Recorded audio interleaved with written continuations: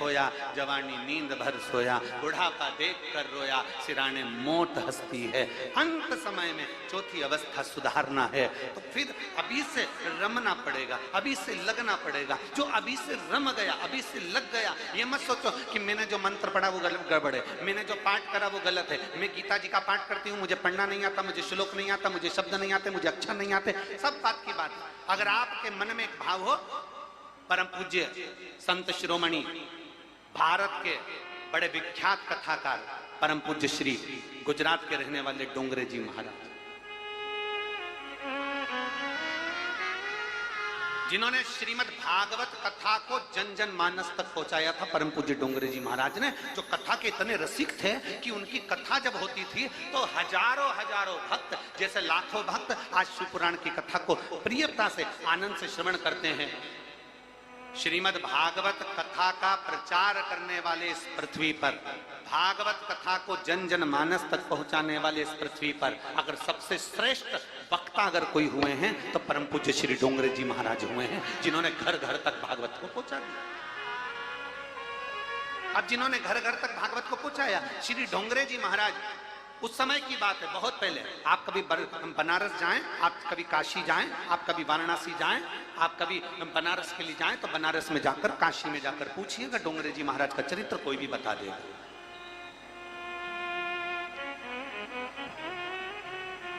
परम पूज्य डोंगरे जी महाराज काशी में कथा करने के लिए गए, बनारस में कथा करने के लिए गए, और डोंगरे जी महाराज जैसे ही कथा करने के लिए गए तो 2 दिन उनकी कथा का निकला और डोंगरे जी महाराज ने अपने सारे परिकरों को सबको बोला, जितने उनके साथ में जुड़े हुए थे उनसे, बनारस वालों से कहा, यहाँ देवी का मंदिर बड़ा प्रसिद्ध है, हम वहाँ दर्शन करने के लिए जाएंगे, हमारा मन हो रहा है कि दुर्गा के मंदिर जाया जाए, दुर्गा के मंदिर जाना है। जैसे ही डोंगरे जी महाराज ने कहा, ठीक है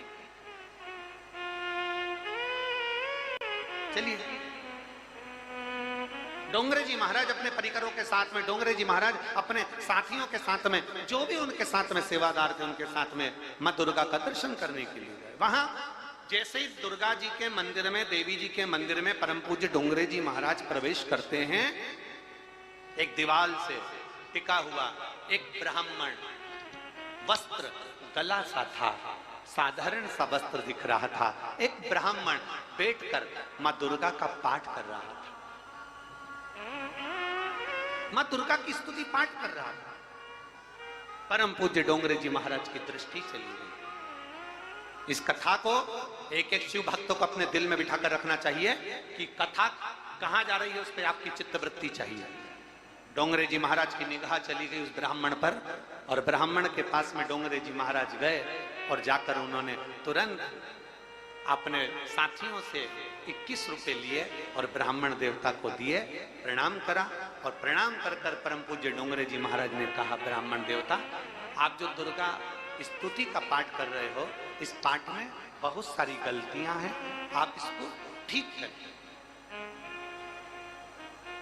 डोंगरे जी महाराज ने कहा, ब्राह्मण देवता, आप जो दुर्गा स्तुति का पाठ कर रहे हो इसमें बहुत सारी गलतियां हैं, इसको ठीक करिए। और डोंगरे जी महाराज को ब्राह्मण देवता ने प्रणाम किया। ब्राह्मण जो बैठा था दीवार से टिककर, उसने नमन किया, गुरुदेव बिल्कुल मैं कल से गलती नहीं करूंगा, प्रणाम करता हूं मैं आपको, आपने मुझे ज्ञान प्रदान किया। डोंगरे जी माँ दुर्गा का दर्शन किए, और दुर्गा जी का दर्शन कर कर डोंगरे जी महाराज अपने कथा में पहुंच गए। कथा करी डोंगरे जी महाराज ने, रात्रि होने लगी, मध्य रात्रि हुई। मध्य रात्रि में परम पूज्य डोंगरे जी महाराज के शरीर को बुखार ने पकड़ लिया, ताप ने पकड़ लिया, पूरे शरीर को बुखार ने पकड़ लिया, शरीर गर्म होने लगा, इतनी गर्मी चढ़ गई शरीर में कि परम पूज्य डोंगरे जी महाराज को वहां के प्रसिद्ध डॉक्टर के घर ले जाया गया। और डॉक्टर के पास लेकर गए और डॉक्टर से कहा, जरा देखिए, चेक करिए, हमारे गुरुजी को बहुत बुखार आया है।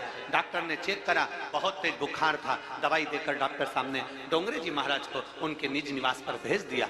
निज निवास पर डोंगरे जी महाराज रात को सोए, सुबह नींद खुल गई। ब्रह्म मुहूर्त में 3:30-4 बजे परम पूज्य डोंगरे जी महाराज की नींद खुल गई। नींद खुलते से डोंगरे जी महाराज ने अपने परिकरों को बुलाया, साथियों को बुलाया, कुछ भी करो, मुझे दुर्गा मंदिर जाना है, अभी के अभी जाना है, चलो तैयारी करो दुर्गा मंदिर जाने की। सारे साथियों को लेकर परम पूज्य डोंगरे जी महाराज माँ दुर्गा के मंदिर में पहुंचे। जैसे ही पहुंचे, ब्राह्मण दीवार से टिका हुआ पाठ कर रहा था।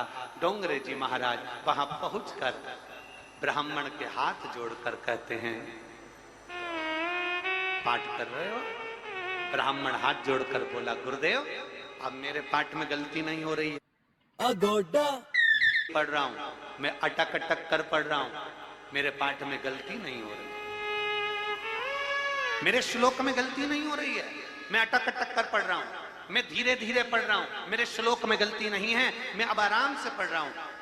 डोंगरे जी महाराज की आंख से आंसू निकल रहे थे और वो अपने शीश को हिला रहे थे। ब्राह्मण देखकर खड़ा हो गया, गुरुदेव आप रो रहे हो?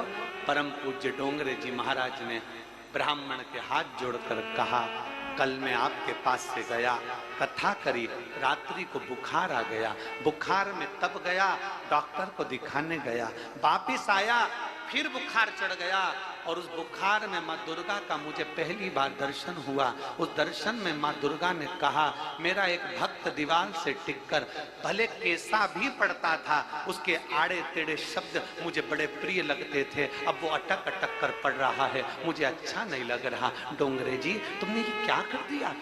सुबह होते से डोंगरे जी जाओ और उसको कह कर आओ, जैसा वो पाठ करता था, जैसा वो श्लोक बोलता था, जैसा वो स्मरण करता था, जैसा वो मंत्र बोलता था, परम पूज्य डोंगरे जी जाओ बोल कर आओ। डोंगरे जी आकर ब्राह्मण के हाथ जोड़कर बोले, मेरी जिंदगी में मैंने इतनी कथा करी, आज तक किसी देवता ने दर्शन नहीं दिया, पर तेरी भक्ति के कारण आज माँ दुर्गा मुझे दर्शन देकर चली गई।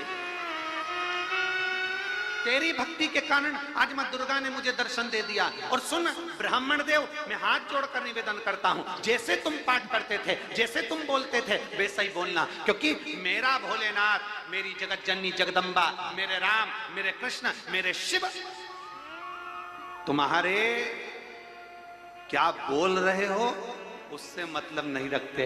मेरे महादेव तुम्हारे दिल में क्या निर्मलता है, तुम्हारे चित्त में कितनी शुद्धता है, तुम्हारे हृदय में कितने शुद्ध भाव हैं, मेरे देव अधिदेव महादेव वो देखते हैं। मेरे महादेव ये नहीं देखते तुमने क्या बोला, मेरे महादेव ये नहीं देखते तुम क्या बोल रहे हो, मेरे महादेव ये देखते हैं कि तेरा चित्त कितना साफ है, तेरा मन कितना साफ है, तेरे भीतर की निर्मलता कितनी है, तूने कितनी निर्मलता का भाव रखा है, तूने किस निर्मलता से मुझे पुकारा है। हाथी कौन सा मंत्र पढ़ता था? विदिशा वालों से पूछे हम, जिस हाथी ने भगवान को पुकारा था वो हाथी कौन सा मंत्र पढ़ता था? हाथी ने कौन सा मंत्र पढ़ा था? हाथी ने कौन सी विद्वत्ता रखी थी? हाथी ने कौन सा ज्ञान दिया था? हाथी मंत्र पढ़ना नहीं जानता था, हाथी तप साधना नहीं जानता था, बस हाथी का पांव मगर ने पकड़ा और हाथी चिंगाड़ दिया। चिंगाड़ा किसके लिए? अपने परिवार के लिए। परिवार वाले नहीं आए, कुटुंब के लिए चिंगाड़ा। कुटुंब वाले नहीं आए, आखिरी में हाथी चिंगाड़ रहा था, तब हाथी को ज्ञान प्राप्त नहीं हुआ। उसी समय पर एक चिड़िया उड़कर जा रही थी और चिड़िया उड़कर जा रही थी, उसकी चोंच में एक इल्ली फंसी हुई थी। उस इल्ली को हाथी ने देख लिया और हाथी ने क्या देखा कि चिड़िया इल्ली को लेकर जा रही है और इल्ली उड़ते उस चिड़िया के मुख से नीचे गिर गई। तो हाथी ने पूछ लिया उस इल्ली से कि तुझे किसने बचाया? उस इल्ली ने हाथी से कह दिया, संसार में अपने कभी नहीं बचाते, बचाने वाला तो वो नारायण और परमात्मा होता। हाथी मंत्र नहीं जानता था, हाथी साधना नहीं जानता था, हाथी स्तुति नहीं जानता था, हाथी ज्ञान नहीं जानता था, हाथी को मंत्र नहीं आते थे, हाथी उपासना नहीं जानता था, हाथी ने कोई तप साधना नहीं करी। बस हाथी ने जान लिया कि मेरे परिवार वाले नहीं आए, मेरे कुटुंब वाले नहीं आए, मेरे रिश्तेदार नहीं आए। तब हाथी ने उस परमात्मा को पुकारा और परमात्मा को पुकारा तो परमात्मा के हृदय में खलबली उत्पन्न होने लगी। भगवान नारायण ने गरुण को बुलाया, गरुण जल्दी आ, मुझे जाना है। गरुण आ गए, गरुण पर नारायण बैठकर चल दिए। गरुण चल रहा था, भगवान नारायण कह रहे थे, अरे गरुण भाग। गरुण कहता है, प्रभु मेरी स्पीड मैंने बढ़ा कर देख ली, 80 की स्पीड में चल रहा हूं। गरुण और स्पीड बढ़ा, 100 की स्पीड पर हो गया, 120 की स्पीड पर हो गया, 160 की स्पीड पर हो गया। गरुण उड़ रहा था, भगवान कह रहे थे गरुण और बढ़ा। गरुण कहते अब इससे ज्यादा मेरी स्पीड नहीं है। भगवान गरुण पर खड़े हो गए, लात रखी और भगवान चले गए। गरुण पीछे और भगवान जाकर हाथी के पांव को बचा लिए और हाथी को बचा लिए। जरा विचार करिए, एक हाथी के लिए गरुण को बिसरा दिया, एक हाथी के लिए गरुण को छोड़ दिया। वो मेरा शिव, वो मेरा नारायण, वो मेरे भगवान राम और कृष्ण हैं जो अपने भक्त के लिए दुनिया को ठुकरा कर उसको बचाने के लिए पहुंच जाते हैं। आप किसको पुकार रहे हो? आप किसको भज रहे हो? कोई तुमसे कहेगा ऐसा भजो, कोई तुमसे कहेगा ऐसा करो, कोई तुमसे कहेगा वैसा करो, कोई तुमसे कहेगा ऐसा करो। तुम्हारा दिल जो कहे, तुम्हारा मन कहे कि शिव पुराण सुनना है तो सुनने के लिए जाओ। जिस दिन तुम्हारा मन मना कर दे कि नहीं, वो सियोर वाला महाराज तो फालतू की बात करता है, मुझे पुराण नहीं सुनना, टीवी बंद करो, रिमोट तुम्हारे हाथ में है, चैनल चेंज, दूसरा महाराज आ गया होगा उसको सुनो। काहे को इस पागल के चक्कर में पड़े, सियोर वाले के चक्कर में? चैनल चेंज करो, दूसरा पकड़ो। तुम्हारा मन करे तो टीवी पर सीहोर वाले महाराज शिव पुराण की कथा कर रहे हैं, श्रवण करो। तुम्हारा मन करे तो कथा में जाओ, तुम्हारा दिल करे तो एक लोटा जल चढ़ाने जाओ, तुम्हारा दिल करे तो श्री शिवाय नमस्तुभ्यम जपो, तुम्हारा दिल करे तो शंकर की चौखट पर जाओ। और सारी दुनिया में ठोकर खाकर देख लेना, तब आखिरी में मेरे शंकर के दरवाजे पर जाकर देख लेना वो कितना भंडार भरता है, कितनी कृपा करता है, ये आपको मालूम पड़ जाए। दुनिया की ठोकर खा, उसके बाद उसकी शरणागति में जाए।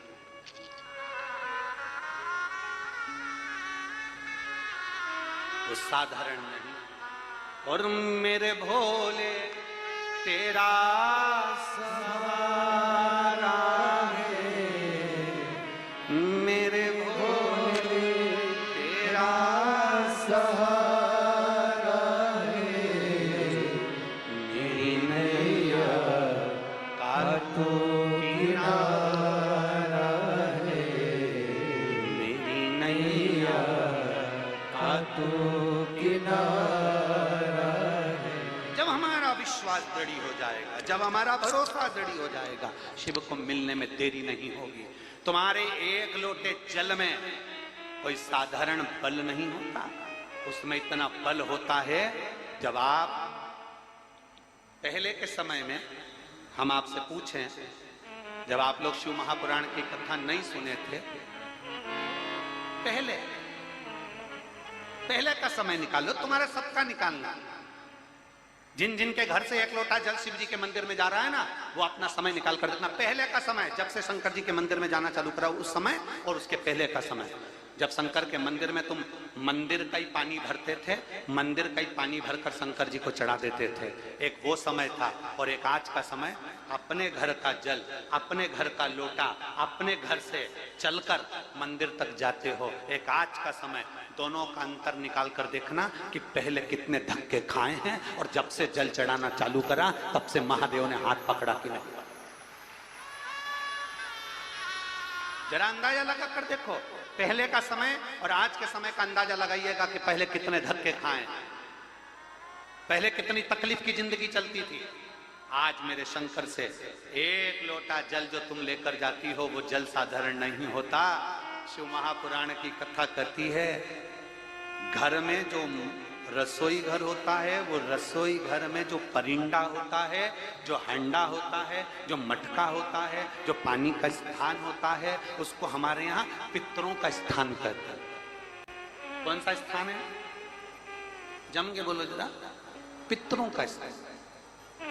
रसोई घर अन्नपूर्णा का स्थान, पानी का स्थान पितरों का स्थान।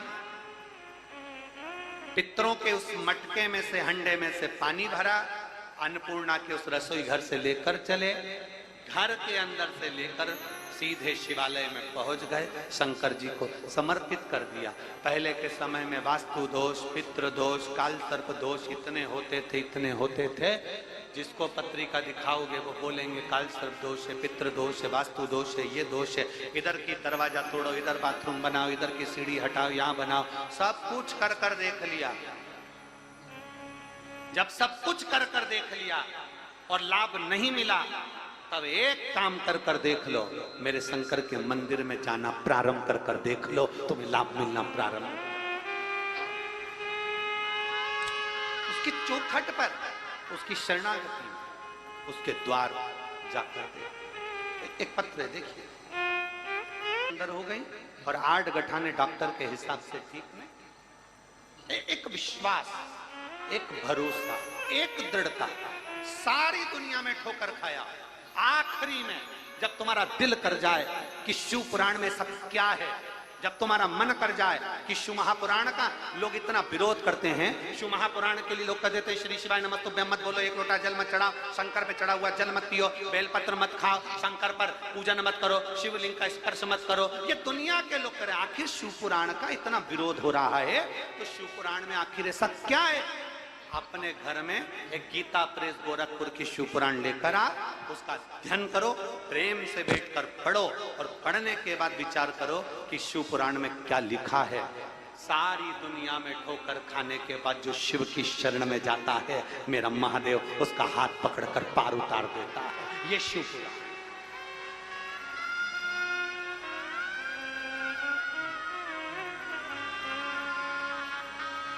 और खाली ना जाता कोई दर से तुम्हारे, खाली न जाता कोई दर से तुम्हारे, मेरी खड़ी हो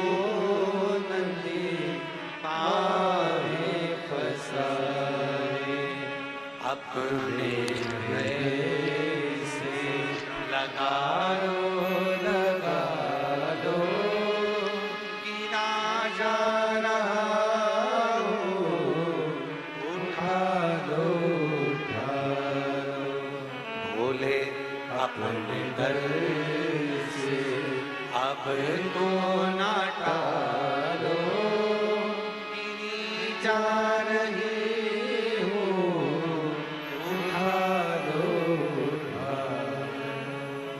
विश्वास को दृढ़ी करिए, एक भरोसे को दृढ़ी करिए। शंकर जी के मंदिर में ऐसे ही लोटा उठाकर मत चले जाओ, मत जाओ। क्यों टाइम पास करने जा रहे हो?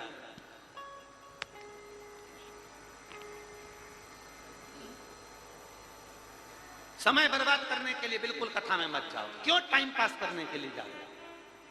कथा में जाना तो वहां से 3 घंटे की कथा में से एक क्षण की कथा ऐसी लेकर जाना कि मेरा बाबा मेरा है और मैं मेरे बाबा की हूं। अब मुझे विश्वास है कि मेरा शंकर मेरा साथ देगा, अब दुनिया से भिड़ लूंगी। तो कथा में जाओ।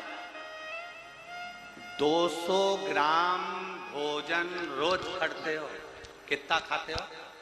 अरे बोलो बोलो जम के, कितना? जम के तो बोलो जरा। 200 200 ग्राम भोजन रोज करते हो। आपके डॉक्टर साहब के परिचित हो तो उनसे जाकर पूछना कि 200 ग्राम भोजन में से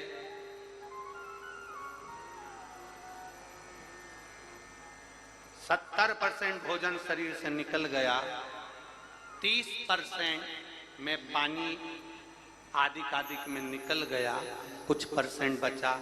उसमें से 200 ग्राम भोजन से 20 बूंद खून बनता है। कितना बना? जम के बोलिए जरा। 20 बूंद। 20 बूंद खून में से 2 बूंद खून ऐसा होता है जो हमारे शरीर में बल प्रदान करता है। उसके लक्षण देखे जाते हैं कि वो लक्षण उसमें है।